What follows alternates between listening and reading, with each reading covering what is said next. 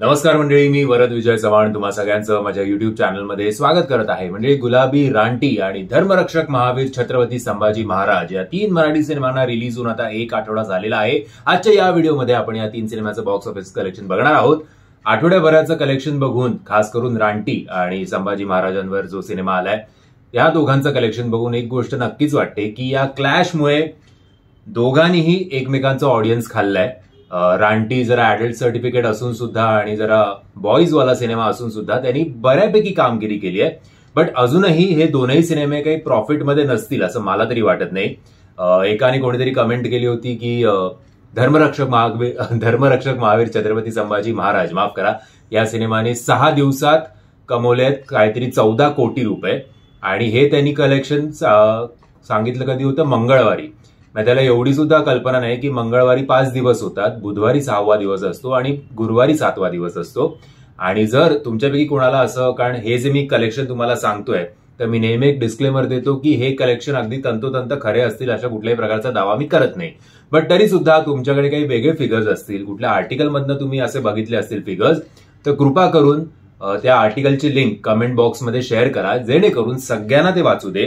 फक्त स्वतःच्या हिशोबाने किंवा स्वतःचा इगो सॅटिस्फाय करण्यासाठी असल्या प्रकारचे कमेंट्स करू नका. आणि जर कमेंट करत असाल तर नक्की किती दिवस झाले आहेत याचा तरी विचार करा आणि त्या हिशोबाने कमेंट करा. अंदाधुंदी काही कमेंट करू नका.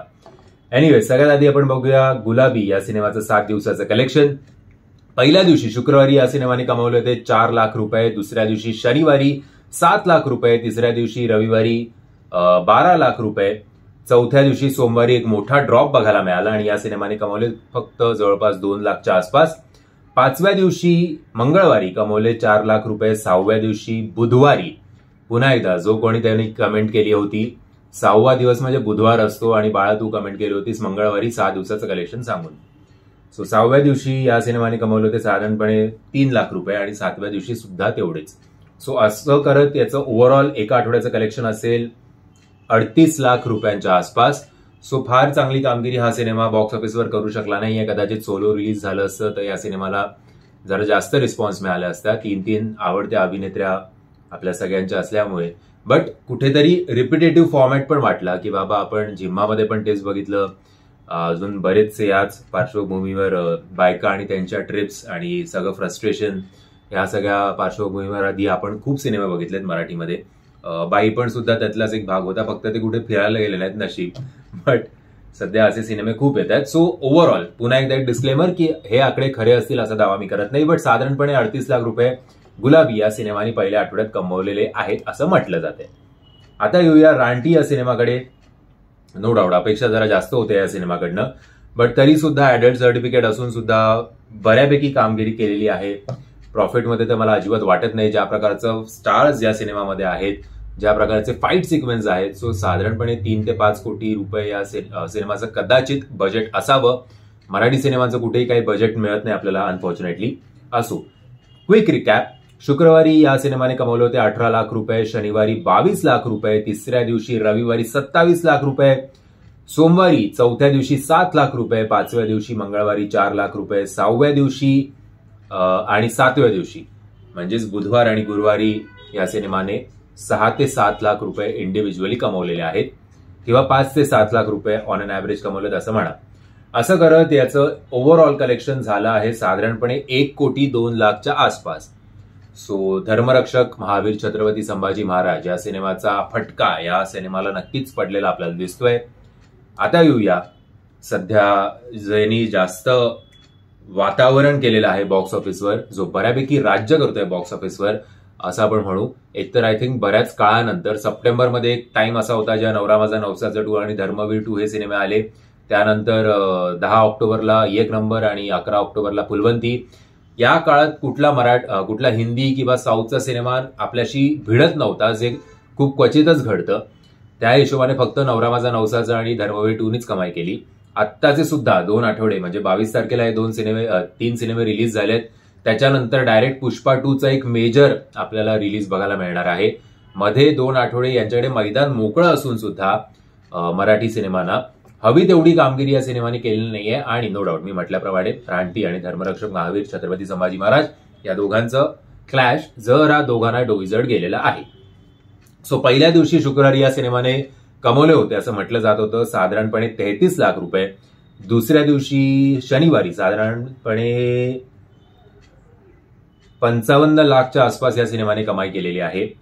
तिसऱ्या दिवशी रविवारी साधारणपणे 93 लाख, डायरेक्ट एवढी मोठी जंप आपल्याला रविवारी बघायला मिळाली, जी खरंच खूप कौतुकाची गोष्ट आहे. सोमवार वर्किंग डे असून सुद्धा फार मोठा ड्रॉप आपल्याला या सिनेमाच्या कलेक्शनमध्ये बघायला नाही मिळालाय आणि साधारणपणे 26 लाख रुपये या सिनेमाने सोमवारी कमवलेत असं म्हटलं जात आहे. मंगळवारी 5व्या दिवशी साधारणपणे 27 लाख रुपये आणि 6व्या दिवशी बुधवारी साधारणपणे 23 लाख रुपये. 7व्या दिवसाचं याचं कलेक्शन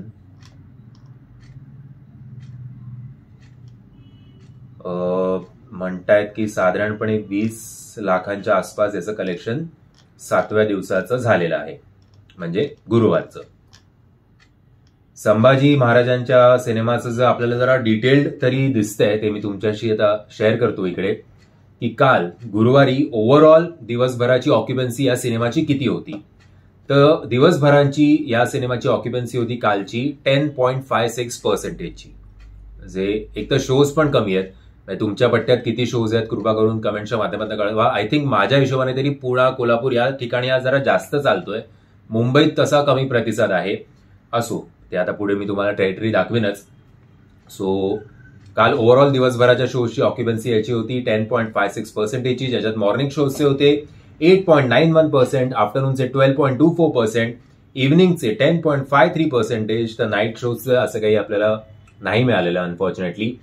आमच्याकडे तर आय थिंक नाईट शो फक्त बिबियाना मॉल आणि असंच कुठेतरी आहे 10 आणि 11 वाजता, आता मला आठवत नाही, पण बाकी सगळे प्राईम टाइम दिलेले आहेत. सांगण्याचा मुद्दा हा. आता टेरिटरी वाईज बघूया. टेरिटरी वाईज मी तुम्हाला सांगितलं की मुंबईत तशी कमी प्रतिसाद आहे. माझ्या शोला सुद्धा खूप कमी प्रतिसाद होता जेव्हा मी फर्स्ट शो बघितला होता या सिनेमाचा. आणि शो जर भरलेला नसेल, थिएटर चांगला सिनेमा असला तरी तो असा मजा नाही येत, म्हणजे असं घरी बसूनच बघा ना, त्यापेक्षा असं होतं जेव्हा आपण त्या थिएटरच्या वातावरणात एक मतलब ऍटलीस्ट 70-80% जेव्हा फुल असतो शो आणि टाळ्या शिट्ट्या वाजतात तेव्हा ऍक्च्युली खरा शो बघायला मजा येते. सो ओव्हरऑल काल मुंबईची ऑक्युपन्सी होती 8%, पुण्याची होती 12.67%, नागपूरची सरप्राइझिंगली नागपूरचं सगळ्यात जास्त आहे ऑक्युपन्सी 26.50%, संभाजीनगरची 6%, कोल्हापूरची 7.67%, नाशिकची 11.50%, तर सांगलीची 14%. आपण रानटीचं पण बघूया जरा एक सेकंड, जर तुमच्यात थोडे पेशन्स असतील तर रानटीचं पण बघूया, असं डिटेल्ड कलेक्शन मिळतंय का, पटकन तुमच्याशी ते शेअर करतो. रानटीचं नाही, फक्त धर्मरक्षक महावीर छत्रपती संभाजी महाराज या सिनेमाचंच आपल्याला कलेक्शन बघायला मिळालेलं आहे. सो ओव्हरऑल तर मी सांगितलंच नाही किती झाले, एक सेकंड. ओव्हरऑल धर्मरक्षक महावीर छत्रपती संभाजी महाराज या सिनेमाने कमवलेत असं म्हटलं जात आहे पहिल्या 7 दिवसात 2,75,00,000च्या आसपास. सो याचं सुद्धा बजेट मला वाटतंय की 4-5 कोटी तर मिनिमम असेल. त्यातून हा डिले झालेला प्रोजेक्ट आहे. सो बजेट रिकव्हरी माहिती नाही, अजून 1 आठवडा आहे याच्याकडे निश्चित. पुष्पा 2 नंतर जरा अख्खं चित्र या सिनेमाचं बदलणार आहे.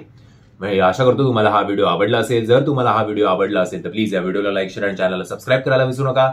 जय हिंद, जय महाराष्ट्र.